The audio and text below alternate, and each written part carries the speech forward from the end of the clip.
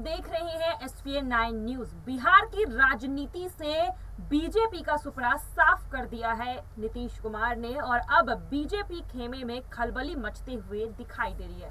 तमाम बड़े नेता आज पटना की सड़कों पर उतरकर जमकर विरोध प्रदर्शन कर रहे हैं, लेकिन यहां पर एक बात सभी नेता दोहरा रहे हैं, वो है 2024 के लोकसभा चुनाव की।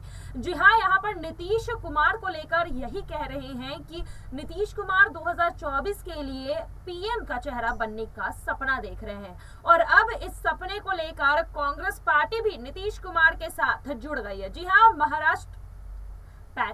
जी हाँ, बिहार में देखा जा रहा है कि महागठबंधन की सरकार अब बनने वाली और ऐसे में कांग्रेस पार्टी की एंट्री से बिहार की राजनीति में एक नया मोड़ आ गया है।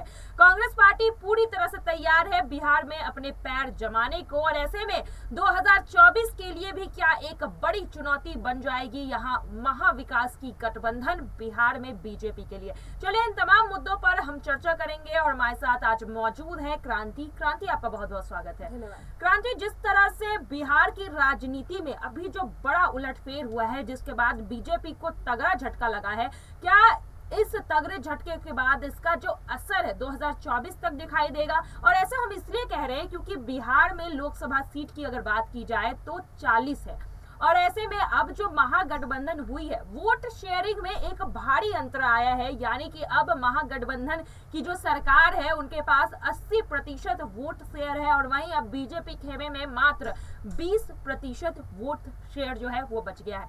अब ऐसे में 2024 में क्या ये मुकाबला अब मुश्किल होने वाला है 2019 के मुकाबले?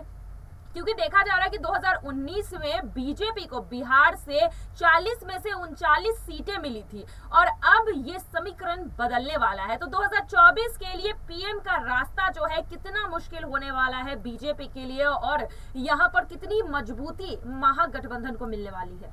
देखिए, साफ तौर पर यही देखा गया है कि नीतीश कुमार ने जो खेला किया है उससे बीजेपी जो है चित पड़ चुकी है। बीजेपी को अब समझ नहीं आ रहा है कि आगे की रणनीति क्या तय करे, लेकिन वहीं दूसरी तरफ नीतीश के खेमे में पूरी रणनीति तैयार होकर के रखी हुई है और वो रणनीति ऐसे ही नहीं बनाई गई है, बहुत सोच समझ करके बनाई गई है। बीते दिनों से हम भी वीडियोस दिखा रहे थे, उस वीडियो के जरिए हम भी बताने की कोशिश कर रहे थे कि बीजेपी को बड़ा झटका लगने वाला है और देखिए अंत में हुआ भी वही, बीजेपी को बड़ा झटका लगा। और यहाँ पर ये सिर्फ एक झटका मात्र ही नहीं है, यहाँ पर पूरी सत्ता की बात है, कुर्सी तक पर जो है वो बात आ चुकी है। यहाँ पर नीतीश कुमार जो लगातार कोशिश कर रहे थे कि अपनी तरफ से जो है कोई एक ऐसा भी कसर ना छोड़ा जाए जिससे कि बीजेपी अपनी पैठ बना ले।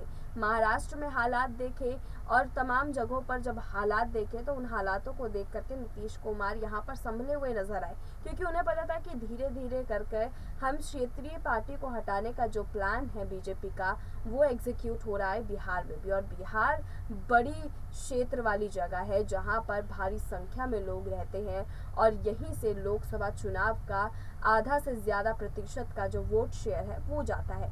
तो यहाँ पर नीतीश कुमार ने ये प्लान बनाया और इस प्लान के तहत जो है यहाँ पर एक बड़ी चुनौती बीजेपी के सामने ला करके रख दिया। अब ये चुनौती बीजेपी के लिए इतनी बड़ी है कि इसका सामना करना बहुत मुश्किल है, लेकिन बीजेपी को भी हल्के में नहीं लेना चाहिए, क्योंकि बीजेपी भी एक ऐसी पार्टी है इस वक्त जो बहुत फास्ट फॉरवर्ड जो है नीति बनाती है, बहुत फास्ट फॉरवर्ड जो है प्लानिंग करती है और उस प्लानिंग प्लॉटिंग के तहत जो भी प्लान होते हैं विपक्ष के उसको फेल कर देती है। फिलहाल देखना यही होगा कि नीतीश कुमार ने जो प्लान प्लॉटिंग की है वो 2024 की नीति पर कितना असर डालेगा, क्योंकि देखिए अभी जो नीति चल रही है नीतीश कुमार की उससे तो साफ जाहिर है कि आने वाले समय में बीजेपी का जीतना बेहद मुश्किल है। नीतीश कुमार जो है अपनी जीत आगे बढ़ाएंगे और जीत ही नहीं, पीएम पद की जो कुर्सी है वो भी हिलाने में कामयाब रहेंगे। लेकिन अभी अगर कुछ समय के अंतराल के बाद की अगर हम बात करें तो बीजेपी की तरफ से जो भी रिएक्शन है, क्योंकि बीजेपी काफी शांत दिखाई दे रही है, बीजेपी अपने होशोबाज में अगर आ जाती है तो देखने वाली बात होगी कि यहाँ पर नीतीश का जो गेम प्लान है क्या वो उसी तरीके से काम करेगा जिस तरीके से उन्होंने बनाया है। क्योंकि यहाँ पर बीजेपी जब सक्रिय हो जाएगी तो उसके बाद कहीं ना कहीं उनके गेम प्लान पर भी इसका बड़ा असर देखने को मिलेगा। फिलहाल तो अभी नीतीश की जो नीति है वो काफी अच्छी है और उस नीति के तहत बीजेपी को जो झटका लगा है उस झटके से उभरने ना देने के लिए बहुत अच्छी नीति अपनाई है और इस नीति को अगर इसी तरीके से जारी रखा गया तो बहुत जल्द यहाँ पर केंद्र में भी बहुत बड़ा असर जो है वो नीतीश का देखने को मिल सकता है। जी बिल्कुल, केंद्र में असर पड़ सकता है बिहार के सियासी उलटफेर से, लेकिन अब बिहार की सियासत में जिस तरह से कांग्रेस पार्टी की एंट्री हुई है, यहाँ पर क्रांति देखने से तो यही लग रहा है कि सोनिया गांधी अब बिहार में अपनी पकड़ बनाना चाहती है। वहीं जिस तरह से देखा जा रहा है कि कांग्रेस पार्टी लगातार महंगाई, बेरोजगारी जैसे मुद्दे को लेकर केंद्र सरकार को घेर रही है, क्या 2019 से सबक सीख चुकी है यहाँ पर कांग्रेस पार्टी अपनी हार से सबक लेकर क्या अब पूरी तरह से तैयार नजर आ रही है यहाँ पर कांग्रेस पार्टी? और जिस तरह से बिहार में कांग्रेस पार्टी ने बीजेपी को पछाड़ते हुए कमबैक किया है, क्या 2024 के लिए सोनिया गांधी का ये मास्टर प्लान हो सकता है कि कांग्रेस पार्टी बिहार के जरिए अब यहाँ पर 2024 की चुनाव की तरफ पहुंच सकती है? और ये जो 266 सीटों का जो फासला है, 266 सीट जो चाहिए होते हैं बहुमत के लिए, क्या उस पर बीजेपी को टक्कर दे सकती है कांग्रेस पार्टी बिहार के जरिए? देखिए, कांग्रेस जो है, कांग्रेस को झटका सिर्फ 2019 में नहीं लगा था और 2019 से वो जागरूक नहीं हुई है। यहाँ पर झटका जो है उसे 2014 में लग चुका था जब सत्ता पलट हो गई थी, और सत्ता पलट होने के बाद जब केंद्र में किसी और का शासन शुरू हुआ तभी कांग्रेस को सबसे बड़ा झटका लगा। उस दिन से कांग्रेस कोशिश कर रही है कि अपना कमबैक करे, लेकिन देखा यही गया कि धीरे धीरे विलुप्ति की कगार पर वो खड़ी रही, और यहाँ पर यही वजह रही कि जिस राज्य में भी हो जाती है उस राज्य में सिमट जाती है। लेकिन अब राजस्थान में अपनी पकड़ बना चुकी है। राजस्थान में जिस तरीके से सत्ता में है और उसके बाद भी इतना सब कुछ होने के बाद, इतनी सियासी हलचल के बाद भी वहां पर अपनी सत्ता पर काबिज है। झारखंड में सत्ता गिरते गिरते बचा ली।